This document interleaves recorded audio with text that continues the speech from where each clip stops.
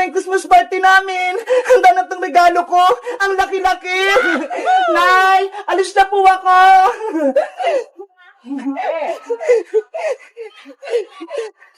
Nasaan na si Princess saka si Iska? Tanghali na ha. Malilate na kami sa school. Bebang!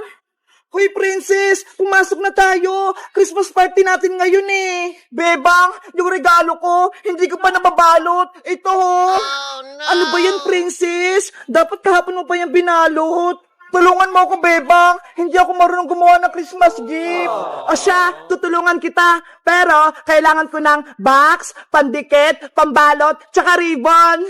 Wait lang! Kuha ko sa bahay! Nayara mo na ba? Bebang! Ito na mga kailangan mo! Okay, sisimulan ko ng balutin tong regalo mo, Princess! Ganda mo, Bebang, ha? Kasing ganda ng regalo mo! Ano ba tong regalo mo, Princess? Secret! Hindi ko sasabihin! Siguro, ako yung reregaluhan mo, kaya ayaw mong sabihin. Hindi, ah! Lalagay ko na to sa loob, ah!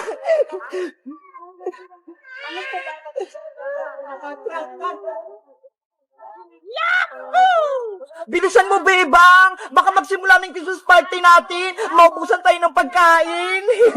Ayan na, Princess! Malapit na!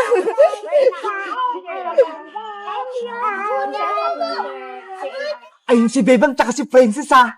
Nagbabalot ng regalo! Etong ribbon na lang ilalagay ko, Princess! Kaya pa. Ayan, Princess! Tapos na! Nabalot ko na yung regalo mo! Wow! Ang ganda-ganda! Ang galing mong gumawa ng regalo, Bebang! Tara na, Princess! Magsimula na yung Christmas party natin! Okay! Let's go! Bebang! Ano po yun, Nay? Nakalimutan mo yung baon mo! Ayaw nga pala, yung baon ko, nakalimutan ko sa bahay. Wait lang, Princess, ha? Kukunin ko lang yung baon ko. Bantay mo yung regalo ko, ba? Okay. Ayun, umalis si Bebang. Iniwan niya yung regalo niya. May naisip ako. Ipapalit ko nga itong regalo kong maliit sa regalo ni Bebang na malaki.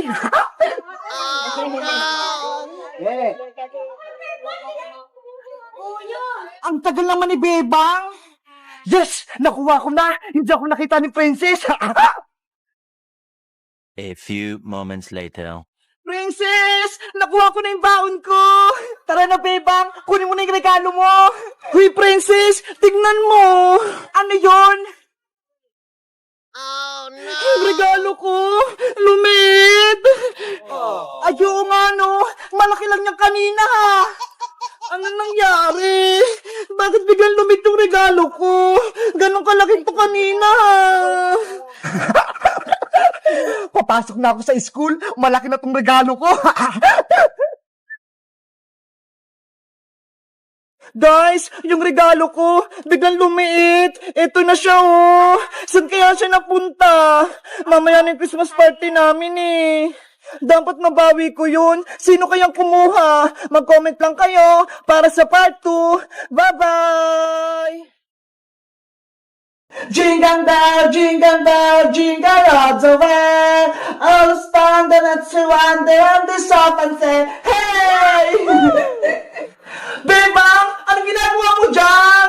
Iska, nagsabit ako dito ng bilog-bilog sa Christmas tree namin para may pangpaswerte. Sana all may Christmas tree kayo, Bebang. Sa bahay wala eh. Hindi bumili si Mama. Ganun ba? Gusto ko pa naman magsabit ng mga pangpaswerte sa Christmas tree, pero wala kaming Christmas tree eh. Alam ko na, dito ka nila magsabit sa Christmas tree namin ng pangpaswerte, Iska, para maranasan mo rin. Talaga, Bebang? Pwede ako magsabit dyan? Oo, tawagin mo rin si Princess. Sabihin mo, magsabit din siya dito ng pangpaswerte sa Christmas tree namin. Sige, wait mo kami dyan, Bebang, ha? Babalik din ako agad. Kasama ko si Princess. Okay, bilisan nyo, ha? Kuha naman ng pampaswerte sa bahay. Mabuti na lang, may Christmas tree kami. Ang laki-laki pa. Pwede magsabi dito ng kahit ano.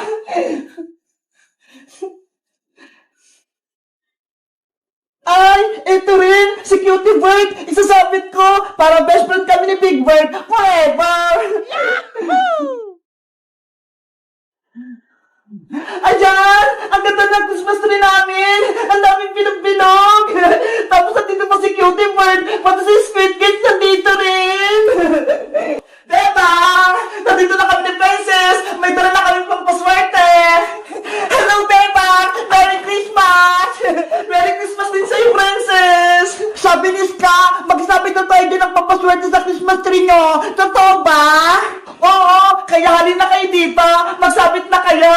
Yay! Ako na yung magsasabit sa Christmas tree! Anong isasabit mo, Iska? Kung sa'yo bilog-bilog, Bebang, sa akin naman, pero yung isasabit ko, para imama na kami ni Mama next year! Ay! Ang sosyal! Pero yung isasabit ni Iska! Simulan mo na magsabit, Iska, para pagtapos mo, si Princess naman! Okay! Mga pera, dumami kayo ha, para sa susunod, bibili kami ng Christmas tree ni Mama.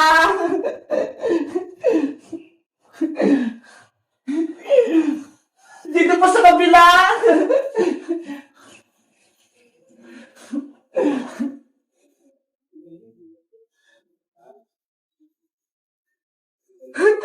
Ang dami ng pera! Diba? Tapos na ako! Nasabit ko na yung mga pera ko dito! Wow! Ang dami ng pera sa Christmas tree! Ang ganda na! Iska! Diba? Ako naman magsasabit ng papaswerte! Ano naman yung isasabit ng Princess? Charan! Eto Beba mo! Pagkain! Mga chichirya! Hala! Pagkain yung isasabit ni Princess! Ikaw talaga, Princess, no? Mukha kang pagkain! Siyempre, para hindi ako mabusan ng pagkain sa susunod na taon. Sige na, magsabit ka ng mga chichirya, Princess. Punay mo yung Christmas tree namin, ha? Yo! Magsabit na ako sa Christmas tree! Dadamihan ko para swerte na ako next year!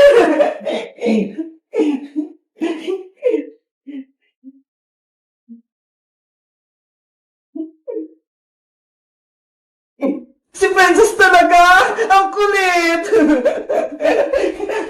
Cutie Bird! Huwag mong kakainin itong chichirya ko, ha! Alam ko yung bilang nito!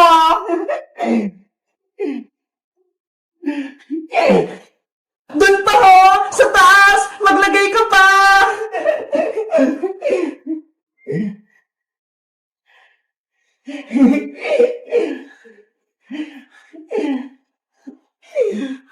Diba? Iska! Tapos na ako! Naisabit ko na lang itong pagkain! Grabe! Ang saya-saya! Ang kulay-kulay ng Christmas tree! Iba-iba yung mga nakasabit! Wow! Wow! Ang ganda ng Christmas tree nila, Bebang! Ang daming pampaswerte! Bebang, kapag tapos ng Pasko, ako rin kukuha ng mga chichirya ko, ha? Huwag niyo kukunin to! Okay! Sa'yo lahat yan, Princess! Yay! Sama-sayo ng Pasko ko! Tulog na, baby Big Bird! Matulog ka na! La la la la la la la la! Ate Beba, si baby Big Bird, tulog na! Ang galing mo maghele! Huwag ka nang mingi, Emily! Baka magising pa siya! Ihiga mo na siya dito sa higaan para makatulog siya ng mahimbing! Baby Big Bird, matulog ka na ng mahimbing, ah! Wow! Ang cute-cute ni Baby Big Bird matulog. Katabi niya yung mama niya. Yahoo! Emily, ano kayang magandang pangalan sa anak ni Big Bird? Wala pa kasi akong naisip eh. Alam ko na, Ate Bebang, dahil ang cute-cute ni Baby Big Bird, ang ipapangalan natin sa kanya ay Cutie Bird. Cutie Bird? Ang ganda ng pangalan. Ang galing mo, Emily. Cutie Bird, Cutie Bird. Ang cute-cute mo. Nako, umiiyak si Cutie Bird. Nagising siya. Na na na na na na na na na. Ayaw pa rin yung tumigil.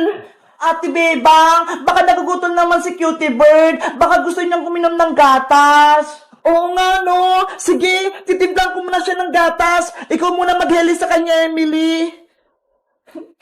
Cutie Bird, huwag ka nang umiyak. Magtitimpla lang ng gatas si Ate Bebang.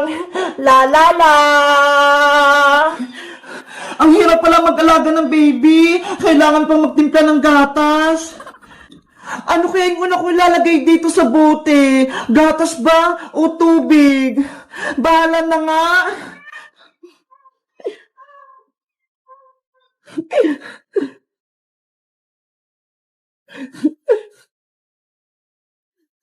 Ayan, may tubig at gatas na siya. Isishake ko na lang to.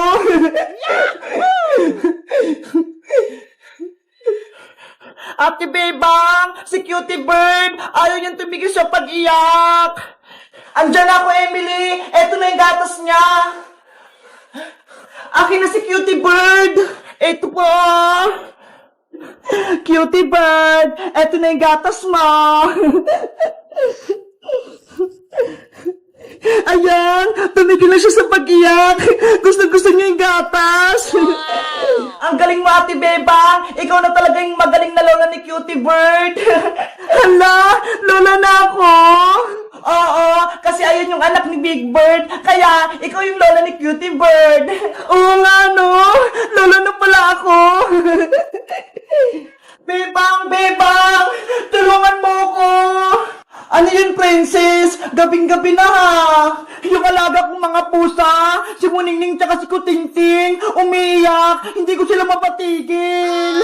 At si princess, gutom lang yung mga pusa mo, kaya sila umiiyak. Kaso, wala akong ipakain sa kanila, Emily. Wala nang ulam, inubos ko na. Princess, dapat meron kong nakahandang pagkain o kaya gatas. Tignan mo nga to si Cutie Bird, oh. Laging nagdidede. Ay, may dede si Baby Big Bird. Bebang, pera mo ko ng gatas niya, ha? Hoy, princess, kay Cutie Bird dyan. Huwag mong kunin. Sagit lang, Bebang. Patitayin ko lang yung mga alaga ko para hindi sila umiyak. Muningning, Kutingting, dumedi na kayo. Ayun tuloy, si Cutie Bird na yung umiiyak. Princess, akin na yan. Bukas ko na lang ito ibabalik, Bebang, kapag wala ng laman. Princess, wag mo na iuwi. Bye-bye, Bebang. Hihiramin ko muna to. Oh no! Pasaway talaga si Princess. Pinaiyak na si Cutie Bird ko. Ano ba yun sa Ate Princess? Nag-aalaga siya ng pusa, tapos wala siyang ipapakain.